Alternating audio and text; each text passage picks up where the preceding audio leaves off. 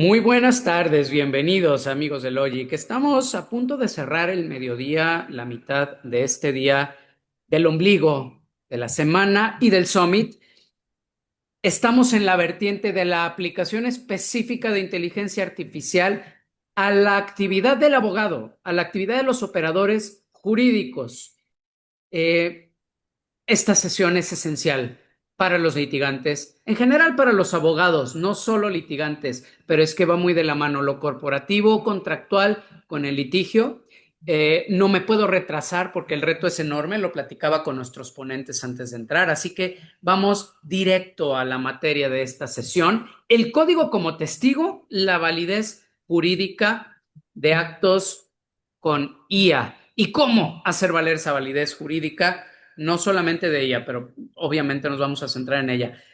Primero te presento a ti, queridísimo maestro David Pisaña. David, bienvenido y gracias por estar hoy aquí con nosotros. Roberto, muchísimas gracias a ustedes. Sabes que siempre es un gusto poder participar con Logic en general y mucho más estar en este summit. Gracias. Muchas gracias. David es especialista en esta intersección entre derecho y tecnologías. Muchas de sus pasadas especialidades, hoy además se suma la inteligencia artificial, tiene que ver con no solo implementación de las tecnologías en general, sino de la cadena de bloques, una de las tecnologías esenciales para el futuro inmediato en el derecho mexicano, de la que poco, todavía muy poco se está hablando. Además, es director de Trato.io, una de estas empresas de tecnología que, entre otras cosas, se encarga de la administración de actos, contratos, documentos y su plasmar firma electrónica y procesos de tecnología para efectos de poder después, para darles plena validez jurídica, en pocas palabras. David, nuevamente, bienvenido y gracias por aceptar esta invitación. Tengo también al doctor Iván Díaz González, abogado con especialidad en tecnologías, perito adscrito al Consejo de la Judicatura. Bienvenido, Iván, gracias por aceptar esta invitación. Muchísimas gracias, Roberto, por la invitación, por permitirme estar en un segundo año aquí platicando con ustedes de estos temas tan relevantes. Va a estar muy divertido la forma en cómo vamos a abordar el día de hoy el tema que nos pone sobre la mesa. Gracias a ambos. Dice Iván que vamos a abordarlo de forma divertida porque vean las credenciales de ambos, expertos en tecnología, podrían hablarles N cantidad de cosas respecto de código, respecto de implementación.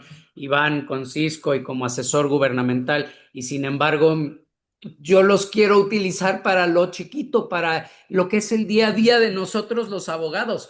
¿Cómo diablos eh, implementamos estas tecnologías y las hacemos valer en juicio? Vamos comenzando esta conversación con ambos de nuestros ponentes. La primera pregunta, cuestionamiento introductorio, cuando se presentan estas conversaciones con ChatGPT, con Claude, con cualquiera de los grandes modelos de lenguaje de inteligencia artificial generativa, pensemos en conversaciones, pensemos en imágenes, pensemos en videos que queremos implementar como prueba o simplemente como autenticidad respecto de su trazabilidad. La primera pregunta es, ¿se puede verificar? Y lo segundo es, ¿cuál o cuáles son estos pasos que hay que implementar? Voy primero con David. David, háblanos antes, un paso antes, ¿por qué querríamos presentar cualquiera de estas conversaciones o producto de los grandes modelos de lenguaje en un juicio? Pues se me ocurre, entre otras cosas, porque de algún modo a lo mejor formaron parte de un proceso de integración de voluntad y entonces definitivamente nos tienes que hablar de Trato.io y lo que están haciendo con inteligencia artificial en la plataforma, que después se traduce al uso en juicio, por Claro, favor. claro, claro, con todo gusto, Roberto. Bueno, ¿qué hacemos o qué pasa en el día a día? Como bien lo comentas, tenemos muchas veces toda la estructura de que un contrato era un proceso formal, es un proceso formal ante la ley, ¿no? Tiene que existir los requisitos para que sea válido, para que sea legalmente exigible. Pero al vivir hoy en el día a día con el uso de dispositivos de tecnología, como bien lo dices, la manifestación de la voluntad, los acuerdos, muchas veces ya no se dan en el contrato, ¿no? En una elaboración de un contrato. Si no lo hacemos en plataformas, lo hacemos en conversaciones por algún medio de comunicación, correo electrónico, mensajería y hasta a veces por redes sociales, ¿no? Entonces, para vivir ese día a día, no, desde trato, tenemos muy claro que no podemos llevar al usuario, y por usuario me refiero profesionales del derecho, abogados, litigantes y personas en general que utilicen los contratos, no podemos estarlos siempre obligando a llegar a una plataforma para que puedan celebrar un contrato válido. Ya es posible celebrarlo desde su teléfono, desde su tablet, desde la computadora, en donde estén conectados, pero tenemos que dar los medios adecuados. ¿Qué está haciendo Trato para ello? Las tecnologías hoy y lo que hemos implementado desde hace muchos años nos permiten tener trazabilidad. ¿Qué es la trazabilidad, Roberto? Que podamos determinar quién dijo una cosa, quién aceptó una negociación, en qué términos fue, sin llegar necesariamente a la firma, ¿no? A la manifestación de la voluntad. Entonces, ¿qué hacemos desde la plataforma? Generamos evidencias. ¿Para qué? Para que, como se titula esta conversación, el código sea el testigo en caso de una controversia. Entonces, ¿qué va a pasar? El usuario simplemente hoy en día llega desde una aplicación, genera, envía un contrato, un documento, una oferta, una aceptación, un pagaré. El acto jurídico que vaya a compartir en medios electrónicos y cuál es la función de hoy trato, ¿no? Y lo que estamos haciendo, principalmente detrás lleva ese código que da las evidencias acorde a legislación mexicana. Eso es lo importante. No solo hablamos de tecnología, sino de actos que son exigibles ante autoridades mexicanas de acuerdo a lo que está estipulado. Y bueno, y ya nada más para terminar esta parte. Aquí, Roberto, es donde precisamente trabajamos muchas veces con peritos, como precisamente expertos como Iván, que van a hacer una interpretación de ese código. ¿Por qué? Porque a pesar de que está toda la información allí, tú lo decías en el inicio, Roberto, ya está el blockchain. ¿Y cuáles son las reglas? ¿Cómo un juez va a poder interpretar una cadena de bloques? ¿Cómo va a saber qué dice o qué no dice un hash? Si me permites, más adelante comentaremos eso seguramente. ¿Y cómo va a entender ese lenguaje código máquina un experto legal, ¿no?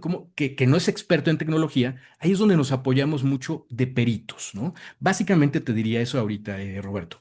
Muchísimas gracias, David. Iván, voy contigo, no con esta pregunta en particular, sino precisamente con la siguiente, que es la trazabilidad. David mencionó uno de los pilares de la prueba electrónica, de la prueba digital, que es la trazabilidad.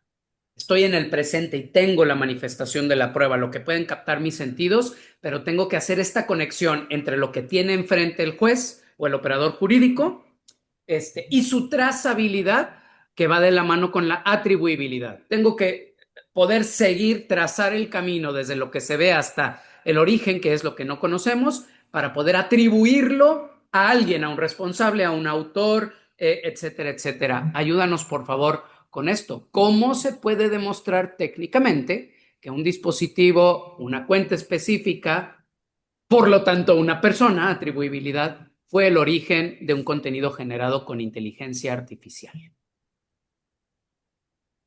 Híjole, es una pregunta que le voy a dar la vuelta, Adelante, porque por donde le es la quieras. única forma de que vamos a poder contestarla.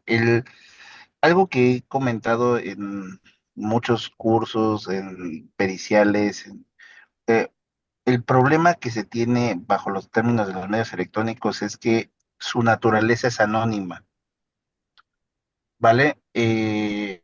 A ver, nosotros vamos y compramos una computadora al Liverpool y pues lo único que registra que me la entregaron pues es una factura que potencialmente, pensemos en el mejor de los casos, va a tener un número de serie, ¿no? Correcto. Es en el mejor de los casos.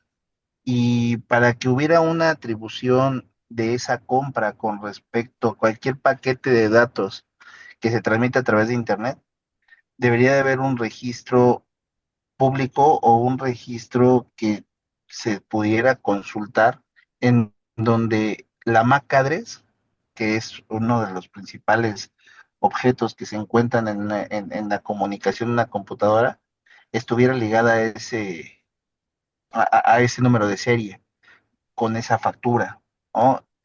Intentando verle la forma del cómo sí, ¿no? Correcto, correcto. No, me Y encanta lo que nos dices. Te voy a ir interrumpiendo en este sentido. Público, de entrada vean cómo los litigantes ya lo intuyeron, aunque no lo hayan implementado. La atribuibilidad es una prueba a la que se llega por inferencia. Solamente por deducciones no hay prueba directa. De algún modo, eso es lo primero que nos estás diciendo, doctor Iván. es correcto, no hay forma al día de hoy, porque aparte, eh, me ha tocado ver algunas resoluciones y periciales en donde dicen que una dirección IP es atribuible a una persona. Esa es la mentira más grande del mundo, ¿vale? Y el perito que haya hecho esa definición, debería de estar eh, con una denuncia penal por declaración en falsedad, ¿no? Empezando por ahí. Una dirección IP es atribuible a un carrier de telecomunicaciones para que sea atribuible en una región geográfica en donde se comprometa a tener esa dirección IP, y es atribuible en la mejor medida a un servicio que lo contrata una persona física o moral para tener una comunicación hacia Internet, no para otra cosa diferente. Entonces, en el tema de atribución, si vemos el mismo Código Nacional de Procedimientos Civiles y Familiares, el Código Federal de Procedimientos Civiles, establece que si es posible, así lo dice tal cual el artículo, dice, si es posible, la atribución y la ulterior consulta. Lo que sí se debe de valorar como parte de la fuerza probatoria es la fiabilidad del método de generación, fiabilidad del método de envío, fiabilidad del método de recepción y fiabilidad del método de almacenamiento, inalterabilidad e integridad. Y entonces, esto, no sé si los legisladores cuando estaban legislando este artículo hace muchos años, porque realmente si vemos es un artículo que ya viene desde Sí, 1999, 2002, 1999, 2002 en el Código Federal y luego ya Código de Comercio 2006, 7. Entonces, sí, ya llovió, ¿no? Muchos de no tus, sé si lo tengan así de muchos claro, ¿no? O alumnos sea, tuyos no habían nacido. Sí, sí, sí. entonces, si lo vemos desde esa perspectiva, a ver, me queda claro que a lo mejor y no estaba tan presupuestado así, pero le salió muy bien la jugada, ¿no? La realidad es que no es posible atribuir de forma directa una personalidad. Ahora, si nos vamos al modelo de inteligencia artificial, hay que tomar en cuenta que todos los modelos están basados en identidades digitales, ¿vale? ¿Y qué es la identidad digital? Es el conjunto de componentes de la identidad o de la personalidad en un contexto específico de tiempo y espacio. Y a esto me voy a referir. Cuando nosotros conectamos a ChatGPT, tenemos dos formas de hacerlo, porque aparte es un servicio y bajo los términos de la Ley Federal de Protección al Consumidor, cuando nosotros estamos frente a un sistema que nos va a proveer un servicio y donde nosotros somos consumidores, podríamos alinearnos a las guías que están establecidas en la NMX COE 001. Y dice que tenemos tres tipos de usuario: el usuario ya registrado, el usuario nuevo que se quiere registrar y el usuario anónimo. Entonces, bajo esas características, ChatGPT o Gemini o cualquiera de los modelos de los LLMs que se encuentran en Internet tienen esa característica, ¿no? De poderte, de darte la oportunidad de obtener el servicio de forma anónima o registrándote como usuario nuevo o utilizarlo como un usuario registrado. Entonces, si tú eres anónimo, pues volvemos al principio de anonimidad. O lo único que habrá a disposición serán las conexiones de la dirección IP y el conjunto de cookies que se establecieron al momento que tú entraste a la página. Dos, me voy a registrar como un usuario. Me dice que el usuario puede ser de dos formas. Puede ser que yo ponga un usuario una contraseña o que traiga mi identidad de un servicio de identidades, que puede ser un servicio de identidades de Facebook, un servicio de identidades de Gmail o de Google, un servicio de identidades de Microsoft o de cualquier marca que provee ese servicio de identidades. Pensemos que lo hago con Google. ¿Realmente Google tiene la facultad de identificarme plenamente.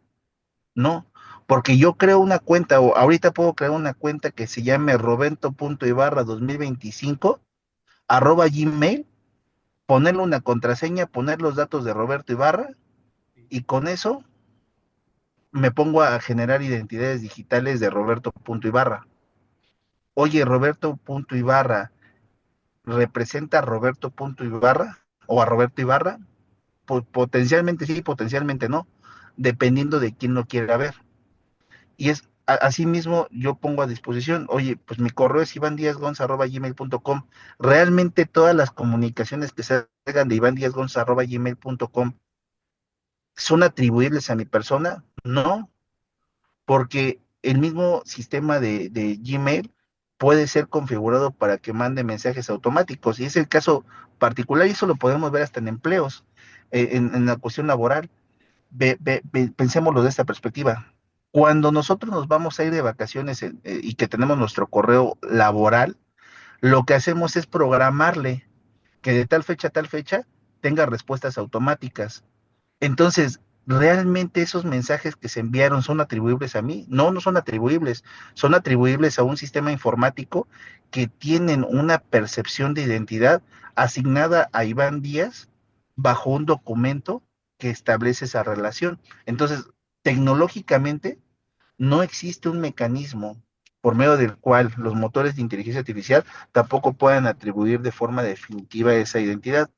Pero hay un elemento adicional, que es el tema de los biométricos. Y no me refiero a los biométricos físicos, sino los biométricos conductuales, o los biométricos psicológicos o psíquicos, en donde, con base en el conjunto de preguntas que puedes ir haciendo al modelo, el modelo va a ir percibiendo si está entrenado para esas capacidades, puede percibir que la persona que está enfrente del teclado solicitando información, con toda la experiencia que pueda llegar a tener de los datos previos, se podría alinear a saber que sí soy yo con respecto a las características de esa alineación de comportamiento psíquico o conductual. Entonces, Iván, ese esto sería está el maravilloso. modelo más acercado. Eso que nos comentas está maravilloso. Grabémonos esto porque esta conversación tendremos que seguirla específicamente sobre eso. No hay solamente biométricos físicos, sino también psíquicos, conductuales o psicológicos. En otras palabras, en algún punto, en algún momento, ofreceremos al perito para que nos diga si efectivamente un modelo amplio de lenguaje reconoció acertadamente a su usuario con base precisamente en el comportamiento previo de su usuario frente al teclado, ¿no? Frente a ese mismo modelo de lenguaje, frente a esa misma cuenta. Eso está maravilloso. Ojo, estamos hablando precisamente de la prueba en juicio. Iván, voy con David, querido David. El Código Nacional de Procedimientos Civiles y Familiares, Código Universal, le decimos a algunos, prevé expresamente la cadena de bloques y hemos tenido esa conversación. Prevé expresamente la prueba digital y es una pregunta que está en el chat. Hoy es aceptado como prueba, dice ahí la pregunta en el chat, sin necesidad de llevar a cabo más acciones. Quiero unir esa pregunta del chat con la que tenemos en pantalla y con la importancia precisamente de la firma electrónica como este elemento de atribuibilidad. Ya Iván nos ha dicho, no hay prueba directa de atribuibilidad solamente a través de la tecnología. Indicios, presunciones, inferencias, pero realmente la única prueba directa de atribuibilidad es la firma electrónica, que es tu especialidad. Por favor, estas tres preguntas en una. Si no son pruebas válidas, y cómo se ofrecen para que sean pruebas válidas. Claro, con todo gusto, Roberto. Mira, de acuerdo a la pregunta, específicamente no se encuentra regulado, no se encuentra regulado en el Código Nacional de Procedimientos Civiles pruebas generadas por IA, ¿no? Correcto. Pero aquí hay que, y aquí sí nada más hago un paréntesis, recuerde, ¿no? Todos los asistentes que tenemos que tomar siempre en cuenta el principio de neutralidad tecnológica y el por qué no se regula específicamente tecnologías. ¿Qué quiere decir esto? El principio de neutralidad tecnológica va a regular la función, ¿de acuerdo? ¿Qué función tiene una tecnología? Y no específicamente la tecnología en sí. ¿Para qué? Para que se permita, obviamente, una convergencia de distintos tipos de tecnología, de proveedores, de sistemas y de evolución. Nada más a manera de ejemplo muy rápido, pues recordemos que el fax, que muchos de los asistentes no lo usaron y no lo conocieron, ¿no? Fue un invento durante años, ¿no? Fue el descubrimiento y hoy prácticamente está en desuso, ¿no? En algún código seguramente han leído sobre él, lo han visto. ¿Y qué pasa? Si solamente hubiéramos regulado una tecnología, ya estaría obsoleta la regulación. Entonces, atendiendo al principio de neutralidad tecnológica, tenemos que tomar en cuenta que el Código Nacional toma esa base. ¿Para qué? Para regular, y aquí nada más a manera de digamos, un comparativo jurídico lógico, podríamos decir es un género y una especie. ¿Qué quiere decir? El género en este caso va a ser el mensaje de datos, ¿no? Como lo contempla el código, que el mensaje de datos lo vamos a poder encontrar en diferentes tecnologías. ¿Qué es el mensaje de datos? La comunicación que se lleva a cabo a través de diversos tipos de tecnología precisamente. Entonces, vamos a poder presentar, de acuerdo al Código Nacional de Procedimientos, tecnologías que pueden ser la comunicación en WhatsApp, la comunicación en una plataforma, la aceptación en medios electrónicos, todos ellos como una especie del género que es el mensaje de datos. Por tanto, vamos a poder ofrecer pruebas generadas por IA. Sí, sí las podemos ofrecer mientras cumplamos los requisitos del mensaje de datos. Y es allí donde, por ejemplo, nosotros, precisamente desde la plataforma, desde el desarrollo de tecnologías, y les puedo decir, es posible ofrecer tecnologías y pruebas. Aquí, a ver, seguramente me va a decir algo, Iván, pero es posible ofrecer pruebas creadas con mensaje de datos por IA. Yo te podría decir que en la teoría sí, en la práctica no. ¿Por qué? Porque hoy en día es muy complejo que un usuario, y tú lo decías al inicio, ¿no? El usuario que todos los días va al tribunal, el que firma contratos, el que pueda tener la tecnología o pueda unir todos estos elementos que van a dar la fiabilidad que ha comentado Iván. Entonces, ¿qué es lo que plataformas como nosotros, como Trato, estamos desarrollando para evidencias digitales? Precisamente que desde el origen podamos incorporar que un usuario, y llámese usuario el que recibe un documento, un contrato, un pagaré y lleva a cabo alguna negociación en plataformas, eso sí, obviamente controladas seguramente por la empresa, se pueda dejar esa trazabilidad. ¿Para qué? Para generar desde el origen evidencias digitales.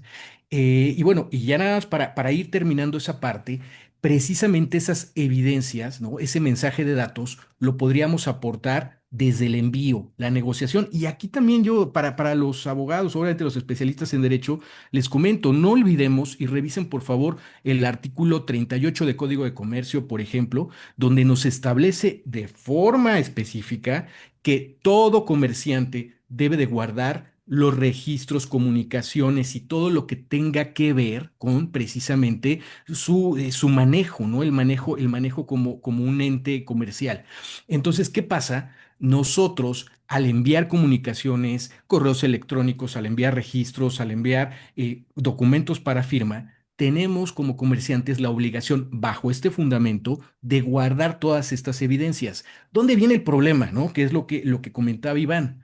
¿Cómo vamos a poder atribuir un mensaje en redes sociales? Se puede, ¿no? Pero es difícil. ¿Cómo vamos a atribuir una conversación o una situación en algún medio, en alguna plataforma de tipo WhatsApp o cualquier otra? Se puede, pero es muy difícil cuando desde el origen no se hizo. Por ello, como bien Correcto. lo comenta Roberto, pues desde el origen nosotros estamos buscando que un usuario, desde que comienza un envío de comunicación, una negociación y obviamente una firma, podamos tener los elementos que de acuerdo a Código de Comercio nos van a permitir, perdón, no solo a Código de Comercio, sino a Código Nacional también hoy y a muchas disposiciones, muchas materias, podamos demostrar ese mensaje de datos y adicional darle los mecanismos que van a garantizar a la autoridad la fiabilidad de la creación, como ha dicho Iván. ¿Qué quiere decir? Oye, vamos a incorporarle a esta comunicación una NOM 151, que es, nuevamente, es una certificación que nos va a garantizar la integridad y no alteración de un mensaje de datos.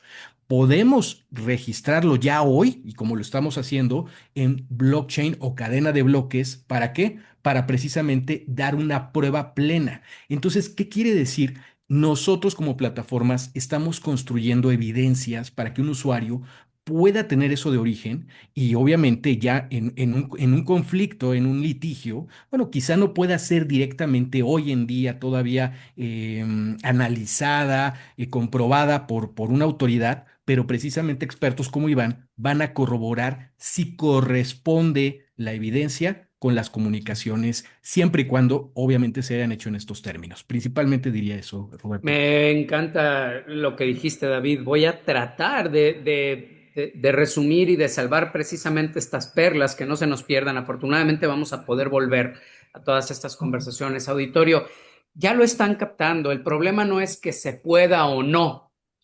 En la práctica, ahorita voy a interrogar al perito precisamente, pero en la práctica les puedo decir, el gran problema de la prueba digital es que no es una sola prueba, no es el documento en una hoja y nada más la pericial sobre la firma y el perito que haga su arte, no, es que desde el ofrecimiento tenemos que integrarla.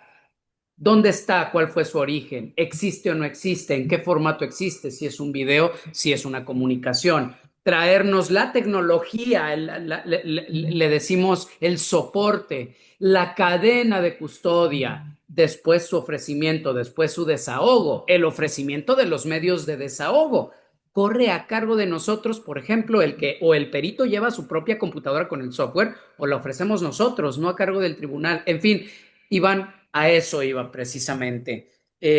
David ya nos dio uno de los principios torales prácticos, no es un principio teórico, es un principio práctico de la prueba digital, de la prueba electrónica, que tiene que ver con la prevención desde el origen para poder llegar a la trazabilidad y atribuibilidad. En ese sentido, él habló de la documentación que tiene un particular como comerciante, una empresa, de guardar, incluyendo las conversaciones, incluyendo, ¿por qué no?, todo lo que se haga en los propios modelos amplios de lenguaje.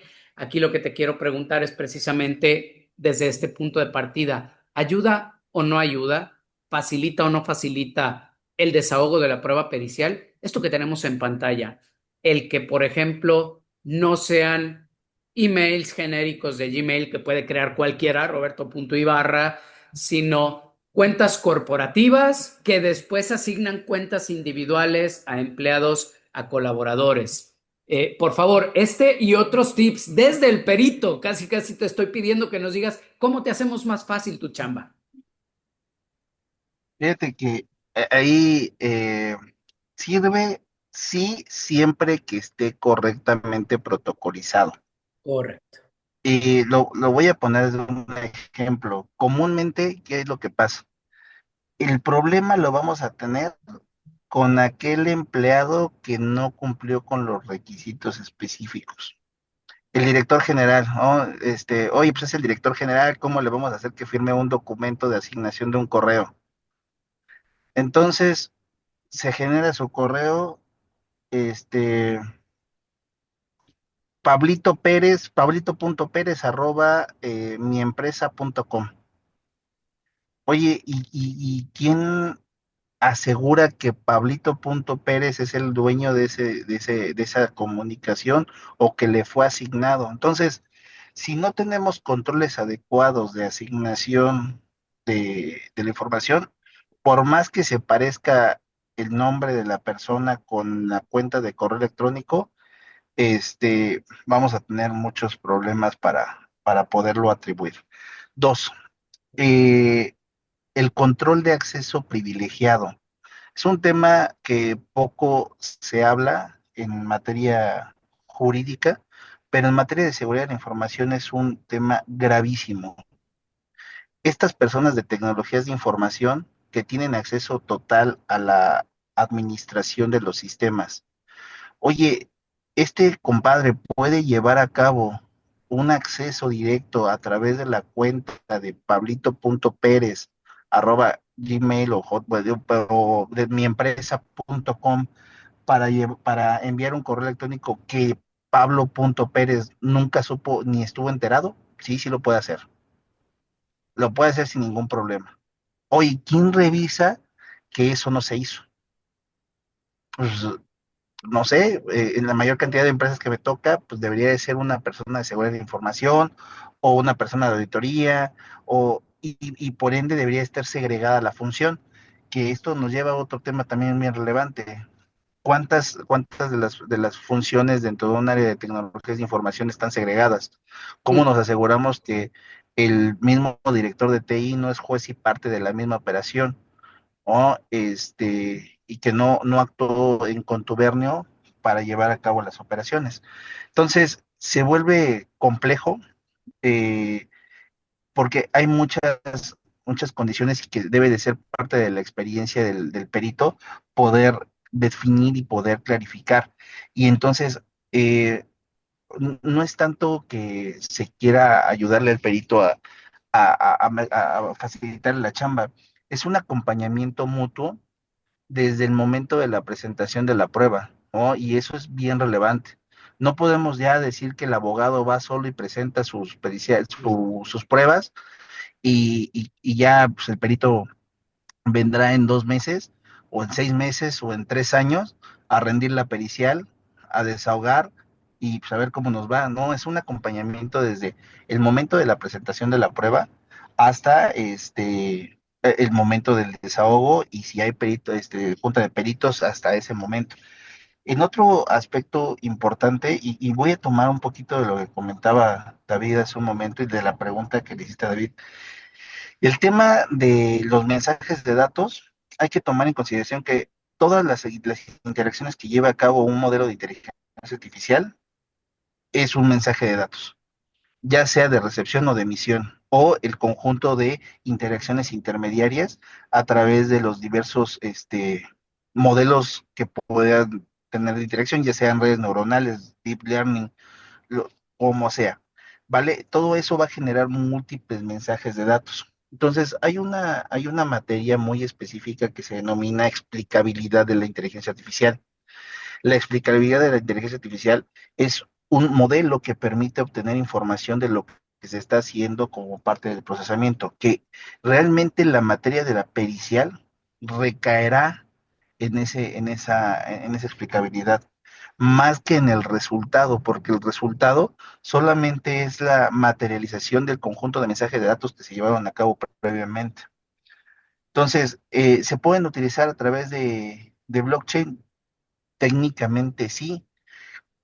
El costo de llevarlo a cabo, pues puede ser un costo altísimo, porque cada una de las interacciones que se lleven a cabo para obtener un resultado, pues tendrá un costo inmersivo de gasolina y de resguardo en la cadena de bloques.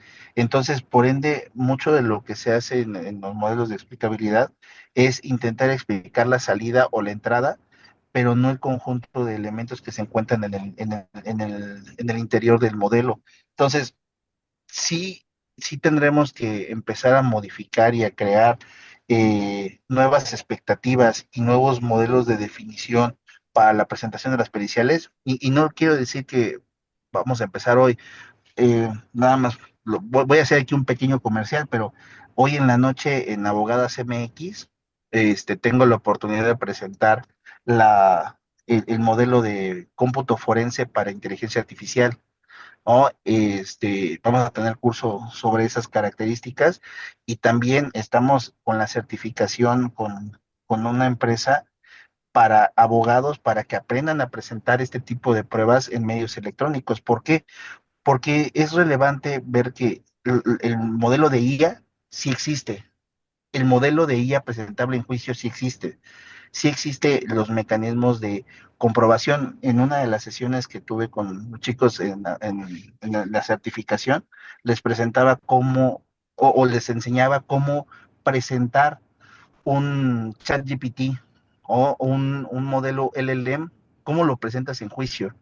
Oye, pues pongo unas capturas de pantalla o me descargo ¿cómo se llama? la lista de las peticiones que se hicieron, me bajo los logs de transacción, pues, pues sí está padre, qué bueno que lo vayas a hacer así, pero no es el medio idóneo. El medio idóneo es que no estamos entendiendo que más allá de ser un LLM, antes de ser un LLM, es una página web con un formulario dinámico que tiene sus propias y especiales características de presentación y que hoy en día en el mercado mexicano no se ha presentado de forma adecuada una pericial en estos formatos desde hace muchos años y lo estamos haciendo ya en estos últimos años, se está haciendo bajo los estándares internacionales que están aceptados. Entonces, sí necesitamos irnos a las bases porque podemos estar hablando aquí mucho de inteligencia artificial, mucho de blockchain, pero todo eso está basado en algo mucho más básico, mucho más simple. Es la interacción de la computadora a través de los componentes y los circuitos, la codificación que se tiene de todo ese ambiente informático y los protocolos bases de comunicación que hoy en día sirven como base para la interacción de todos estos modelos. Hasta ahí me voy a quedar. Muchísimas gracias, Iván. Me encanta lo que dices. Al final no deja de ser código. Y mientras no pasemos a la computación cuántica, que tiene otras reglas, reglas distintas de física inclusive, al final sigue siendo código. Gran luz en ese sentido. Eh, David, estamos casi en la recta final de esta sesión. Se va como agua y pareciera que hemos dicho poco y poco práctico que los abogados nos juzguen. En una sesión de 50 minutos, el objetivo es darles luz, arrojar luz sobre todos esos lugares de sombras. ¿Se puede ofrecer la prueba? Sí, se puede. ¿Tenemos que saber cómo? Sí. ¿Cómo, licenciado Ibarra? Tenemos que tomar estas especialidades. Especialidades en materia de prueba pericial, de ofrecimiento de prueba pericial en materia informática forense, etcétera, etcétera. Y lo más importante, si no sabemos cómo, si no queremos tomar los cursos, si no nos interesa el código, entonces tenemos que tener el contacto de los que saben, de los peritos, de ambos. David, háblanos por favor de blockchain. Blockchain, la cadena de bloques, sí está regulada en el Código Nacional de Procedimientos Civiles y Familiares, no solo mencionada, sino, y lo hemos tocado en conversaciones anteriores, sino que le da la calidad a toda la información imbibita en una cadena de bloques, le da la calidad de prueba plena.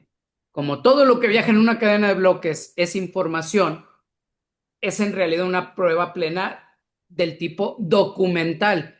Háblanos, por favor, de la cadena de bloques y la inteligencia artificial. ¿Son tecnologías paralelas? ¿Cómo se entrelazan? ¿Y cómo impactan la vida cotidiana del abogado en casos de uso? Claro, Roberto, aquí si me permites, déjame también nada más retomar nada más una parte final Por supuesto, adelante. que comentaba Iván, porque es muy importante y más, creo que la importancia de estos foros de Logic siempre es llevarlo a lo real, a lo simple y Sí, claro, ¿no? A que podamos entender cómo va. Esto que estamos comentando ocurre, ¿no? Ya Iván lo dijo muy claro, y la tecnología está, Roberto. Te voy a decir a veces esa, perdón la expresión, pero a veces así es, esa frustración que ocurre cuando vemos que un litigante tiene la posibilidad de ofrecer, no en futuro, no en el mañana, sino ya hoy en día, las evidencias contenidas en algún acto llevado en medios electrónicos. Y con tristeza te puedo decir que cuando veo los ofrecimientos, cómo se lleva a cabo, es triste ver que, que no sé, un contrato electrónico se ofrece en dos líneas y se dice, oye, ofrecí un contrato electrónico en su impreso y nos vamos con todo lo demás. Cuando, como lo ha dicho ya Iván, uno de los principios hoy en día que tienen que tomar en cuenta los litigantes es no el resultado, sino la explicabilidad de cómo llegamos, cómo se creó un método fiable, tecnológico y válido legalmente. Entonces, yo estoy preciso y completamente de acuerdo con Iván. Te voy a decir qué pasaba, ¿no? Hace unos años nosotros desarrollábamos conforme a la ley, conforme al código, conforme a la tecnología. Válido, hoy prueba de ello, desde hace muchos años hemos desarrollado con blockchain y es válido, pero conversaciones con Iván, obviamente participar en las capacitaciones que lleva a cabo Iván, por ejemplo, nos permite integrarnos y como abogados, bien lo dices, no tenemos que definir, crear código, hacer, pero sí tenemos que entender qué tenemos allí. Entonces, una de nuestras precisamente, ahora sí que ya poniéndome la camiseta en el tema empresario, en el tema, lo que es las plataformas como lo tenemos en trato, nosotros lo que nos encargamos es de sembrar, perdón la palabra, pero ahí está la evidencia para ser llevada, exigida en muchos caminos, ¿no? Y presentarla hoy en día a la autoridad. Y ahora sí, contestación a tu pregunta del tema de blockchain, porque también lo comentaba Iván, es carísimo, ¿no? La quema de gas y el registro, pero son medios necesarios hoy en día. Lo que te estoy diciendo no es futuro nuevamente, muchas empresas ya lo llevan a cabo con nosotros. ¿Y qué determinan para qué deben de proteger? ¿Qué se debe de registrar en blockchain? ¿Qué se debe de tener con una NOM 151? Se tiene que hacer un análisis, un protocolo crítico para establecer qué es lo necesario a registro, ¿no? Entonces, precisamente estoy hablando en términos generales. ¿Qué ocurre? Yo puedo presentar una evidencia y registrarla en blockchain. Sí, puede ser caro, pero te lo comento, nuestros usuarios tenemos, obviamente bancos, tenemos usuarios en sectores financieros que dicen, oye, tengo que sellar el expediente porque es el importante, el expediente digital con lo último que se aportó. Ah, bueno, vamos de acuerdo a legislación aplicable a usar una NOM 151 para integridad en ese momento. Pero ¿qué pasa con todo lo que viene antes? Oye, tengo que hacer una NOM 151 para cuando me envía su identificación, cuando me envía sus estados financieros, cuando lo subo a la plataforma. Es carísimo y se disparan los costos. Allí es donde nosotros, precisamente en el día a día, hemos logrado y estamos trabajando cada vez más con, por ejemplo, utilizar la blockchain para registrar ciertos eventos importantes a demostrar. ¿Cómo se va a registrar? Va a quedar registrado para que la audiencia también lo tenga claro.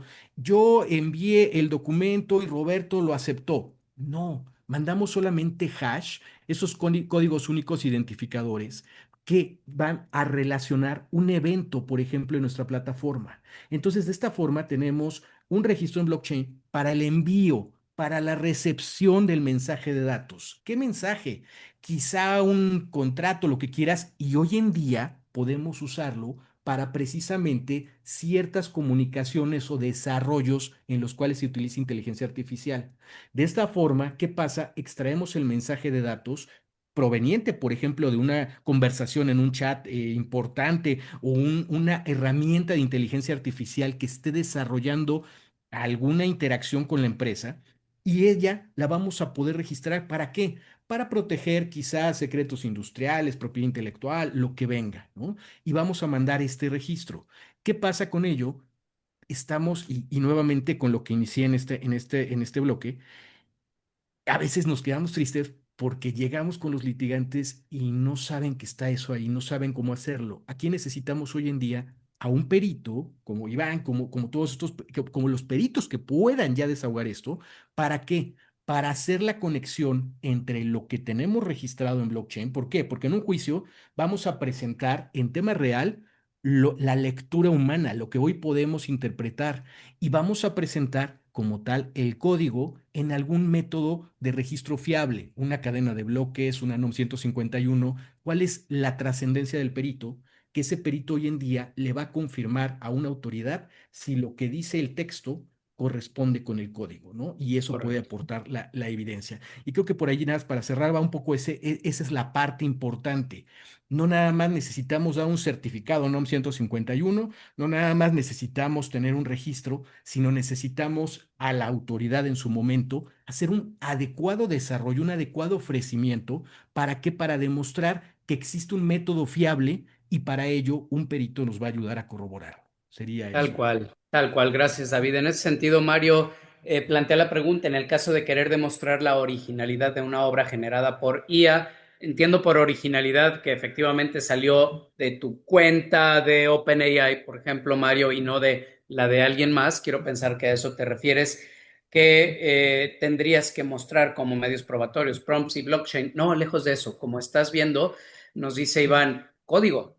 ¿Qué código? le vas a hablar a Iván, le vas a decir, Iván, haz lo que tengas que hacer para extraer el código desde mi computadora o la cuenta, si es que la cuenta con tus contraseñas y demás, para efectos de poder presentarlo de forma directa y después él realizará su arte, su pericia respecto del código para poder trazar un camino de atribuibilidad a ciertas credenciales, credenciales asociadas a ti, a tu correo electrónico, a tu nombre, a tu tarjeta de crédito porque tú pagaste esa cuenta, etcétera, etcétera, etcétera. No es nada más como lo hacíamos hace 15 años, cuando empezó todavía antes de WhatsApp, o 20 años, ¿cómo se llamaba el chat de BlackBerry? Capturas de pantalla, ¿no? Capturas de pantalla de Facebook o del Messenger. No, eso lo dejamos para la materia familiar y laboral, en donde realmente,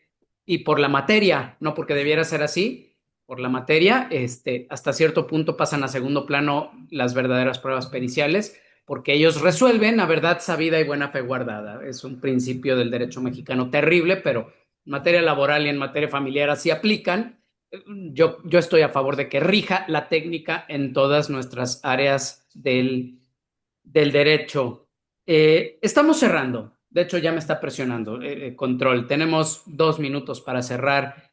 Comienzo contigo, David. ¿Con qué cierras esta sesión? El código como testigo, me regreso al inicio, el código como testigo. Creo que nunca, como en esta época, ha sido tan sencillo probar lo que está, lo que existe de forma digital, precisamente porque aquello simplemente no desaparece, el código siempre deja rastro, pero al mismo tiempo tú ya lo mencionaste, no es fácil, se requieren expertos y no siempre o no es económico, no es barato. ¿Cuál sería nuestro siguiente paso?